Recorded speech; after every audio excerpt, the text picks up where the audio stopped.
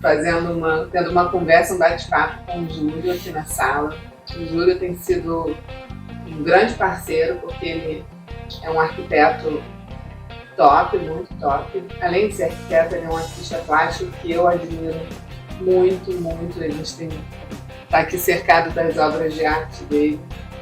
E é uma alegria estar com ele aqui. A gente vai conversar um pouquinho sobre ele, o processo criativo, como que ele se inspira, como ele tem trabalhado toda essa questão da arte, que tem sido um sucesso. As pessoas têm gostado muito, né, Júlio? Tem tido um resultado assim, de aceitação muito grande.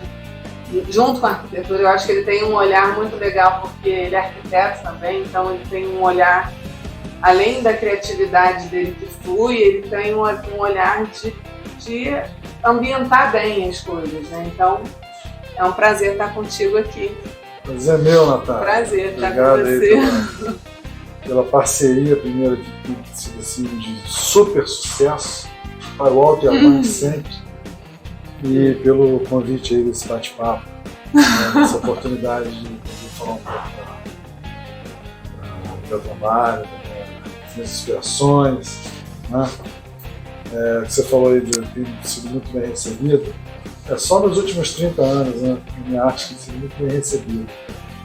Eu faço com muito amor, definitivamente muito empenho e amor. Boa. Agora, eu hoje ganhei de presente aquele quadro, tá maravilhoso, eu tô apaixonada por ele. Esse é um outro trabalho dele que ele chama de Lavender, né? Aqui atrás a gente tem o Rio de Janeiro e tem vários outros. Fala um pouco, Júlio, do seu processo criativo, da sua inspiração. Então, eu na verdade, eu lido com arte, acho que desde quando eu me entendo como gente, né? Eu sempre fui muito fã de rock and roll, né? Música boa e rock and roll. E eu já com 8, 7 anos reproduzia as capas dos discos, né? As fitas cassete, né? Pouca gente vai saber o que é isso aí, mas está voltando a fita cassete. Aquelas fitas cassetes, a gente fazia a gravação do disco para o fita cassete, eu reproduzia na linguetinha dele ali a capa do disco, escrevia, né? Legal. Com a letra ainda muito feia, mas eu escrevi. Depois que a minha letra passou a ser bonita. A minha é feia até hoje. Hoje eu relaxei, assim, mas antigamente eu tinha uma coisa assim de ter que fazer uma letra, né? Já também meio cabeça maluca de artista, né? Aí eu como eu sou de uma família de ourives, né? Herdei do meu pai, dos meus tios, o dom da ourivesaria. Então eu já com 12 anos de idade, eu ia pro 12 não, 11, 10 para 11 anos, eu já ia para o comércio do meu pai, e já eu aprendi com ele, né, com os meus tios, a produzir joias, ouro, prata, gravar pedras preciosas. E isso foi também assim, um segundo momento meu, mas o primeiro de verdade como artista plástico eu encaro, porque eu lidava com esculturas, né? Joias são esculturas que a gente produz, né? E fui tocando isso até os 18 anos, quando a arte me levou para a arquitetura. Eu fiz arquitetura, né, iniciei aos 18 anos, e no ano que eu entrei na faculdade, me deu uma louca, assim, que eu abandonei tudo, abandonei a relojaria, a ótica que a gente tinha, falei com a minha mãe, meu pai já havia falecido, falei com a minha mãe, eu vou ser arquiteto, já vou começar a trabalhar com arquitetura, eu já fazia alguns croquis para amigos meus, que eram arquitetos, né, eu sempre desenhei muito à mão livre, e já tinha uma paixão um pouco por arquitetura anterior. Entrei na faculdade, entrei de cabeça. Fiz a faculdade, já trabalhando com arquitetura e sempre produzindo arte, mais assim com os meus amigos. E antes de eu me formar, já há 2 anos, na verdade em 1990, eu fundei a Usina Criativa Estúdio de Arte e Arquitetura. Que legal isso. Era uma fábrica de criatividade. Sua ou tinham outros artistas envolvidos? Eu agregava outros. Outros vinham, saíam, vinham. vinham por convite, vinham espontâneo. Né? Tinha um lugar assim? Então, a princípio foi na própria. Né, a gente tinha uma casa que tem ainda, um mezanino. Meu escritório era naquele mezanino, eu me sentia ali em altos, olhando para baixo. Aí iam lá meus amigos arquitetos, são amigos que vieram depois estudar no Rio de Janeiro, que era ouvir música, produzir música, porque eu também sou músico, compositor, e produzir ideias. Era produção de ideias, não pode ser na arquitetura, se era arte, se era design de mobiliário, né? A gente trabalhava com tudo. Quer dizer, o Júlio é uma ebulição de criatividade, né? Está criando arquitetura, está criando música, está criando arte. É muito legal. Agora me fala uma coisa. Você usa, como é que é a tua técnica? Você já me falou que você usa esses elementos da obra, né? De obra para produzir, que é muito legal também. Eu trabalhei já muito figurativo, né? Hoje eu trabalho muito, demais o abstracionismo.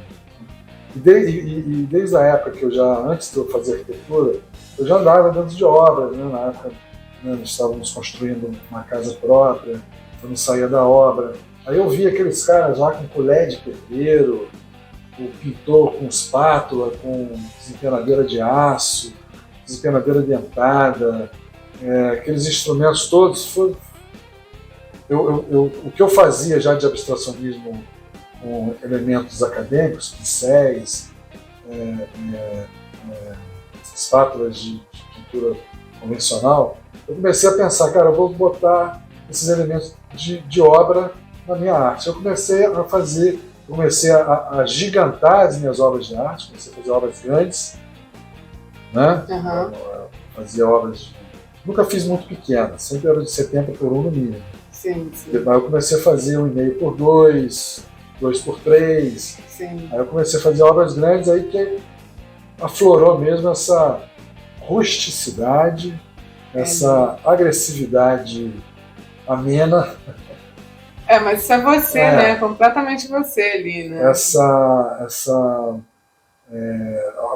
primeira percepção, né, de onde pode ter textura, essa coisa foi aflorando muito na minha cabeça e eu fui colocando isso nas telas. Então, desde então, eu raramente uso o processo acadêmico de pintura. O meu processo ele é extremamente arcaico, rústico e desconvencional. Eu uso a espátula, eu uso tinta de todos os tipos, né? Eu já produzi assim, tinta com misturando terra com cola branca, usando elementos de fixação, elementos de desse uma aderência melhor, que ficasse internamente. Né? Eu fiz muita pesquisa sobre isso. Eu fiz esculturas, eu fiz uma escultura uma vez que era quase que dei de presente com um amigo meu, 2 esculturas como troféu dos vencedores de um torneio de futebol que ele faz aqui, são vários craques no Brasil. Aí eu peguei a areia da praia onde eles jogam, ali da quadra ali, né? Aí fundir ela com resina, com metacrilato, né? Que legal, né? Dá uma textura maravilhosa. Que não deixa escurecer. Até hoje está lá. Inclusive, ano passado eu fiz uma restauração de uma dessas esculturas. Aí eu fiz a base nessa, né? Resina, endurecia a areia da praia, fiz um bloquinho assim, que foi a base da escultura. Então, eu vou sempre usando essas questões, né?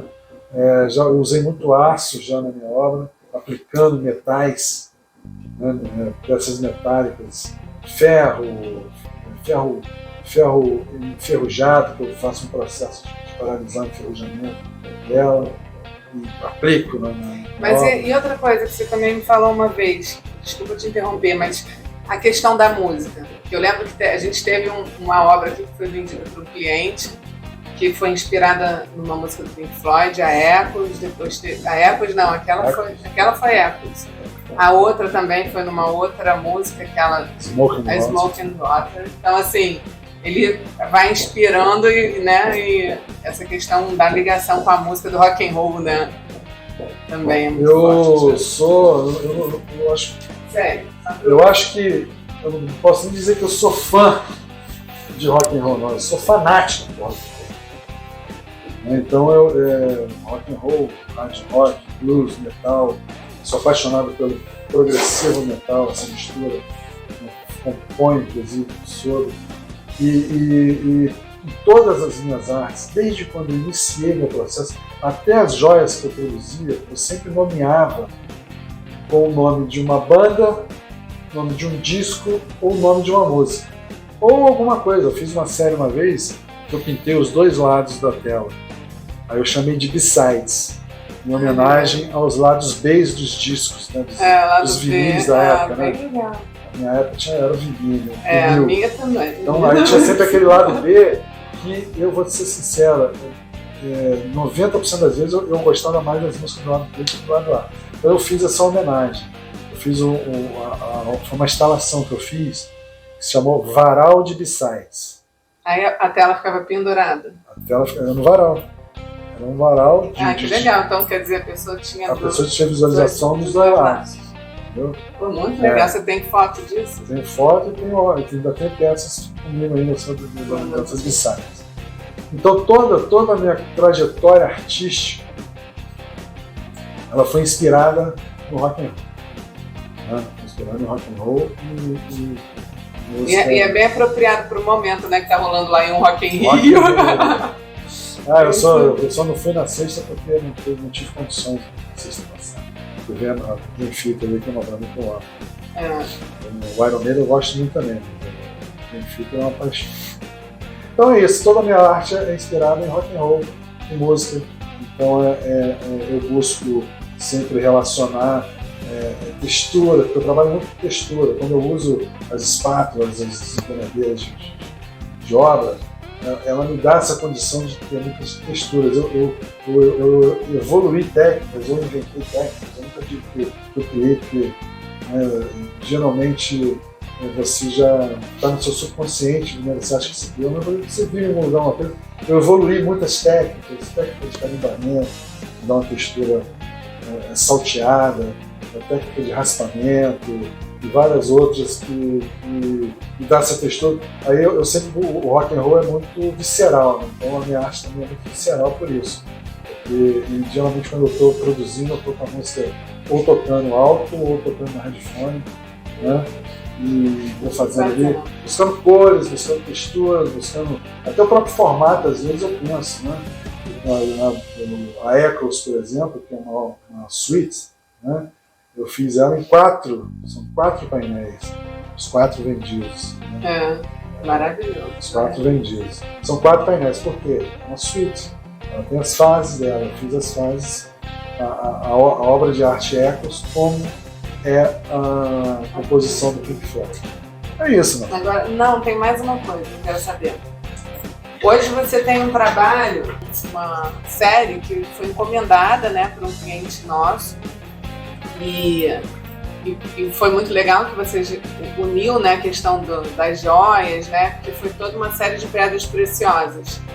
E isso é uma coisa que é legal enfatizar também, que você tem as obras que estão prontas, mas as pessoas também podem encomendar na medida certa, o que a pessoa precisa nas tonalidades e tal, e você solta a sua criatividade, mas existe a possibilidade de encomendar com você, né? Dentro dos tons, da decoração do que a pessoa está fazendo e você desenvolver esse trabalho, né? Especificamente. Acaba que ele se envolve tanto, era para fazer uma coisa tão mais simples, de repente virou uma série maravilhosa, a série das pedras preciosas, né? Essa série foi assim, uma parceria espetacular com a Natália Serrano, né? E me deu essa oportunidade, né, de produzir essas obras de arte sob encomenda, né? E eu tenho um condomínio aqui, cada bloco tem o nome de uma pedra preciosa. Né? E para mim, eu as nomeei como músicas de rock and roll. Para o condomínio não foi muito importante isso, então não levei muito isso para o condomínio, mas, por exemplo, as esmeraldas eu fiz como se fosse a Emerald Lines, então a música do Marília, que essa Lavender aqui, inspirada no Marília, mas não tem nada a ver com ela preciosa, a Topázio, a música Topázio, Jordan, e todas as outras. Então, o que aconteceu? Foram produzidas 21 e depois mais 2, 23 obras de arte inspiradas em pedras preciosas. A esmeralda, a ametista, a rubi, safira e topázio. E foi espetacular o trabalho, foi uma imersão na produção, primeiro nos estudos, até para poder mostrar para o cliente o que seria feito. Foi feito todo um trabalho um trabalho de produção intenso, e o pós foi o resultado que está lá, que ficou magnífico. Agora tem essa questão toda da empresa, Natália Celano Mobília, eu dou muito valor à arte, em tudo, em todos os detalhes, o design, a arte da poltrona, o artista. Então isso daí são coisas que eu prezo muito. Eu também tenho essa viés, com a questão da música, também é o meu lado, mas minha arte vai para esse lado musical. E foi um prazer, uma alegria, a gente ter tido esse encontro na vida, porque a gente tem desenvolvido esse trabalho e eu realmente admiro muito o trabalho do Júlio. E obrigada.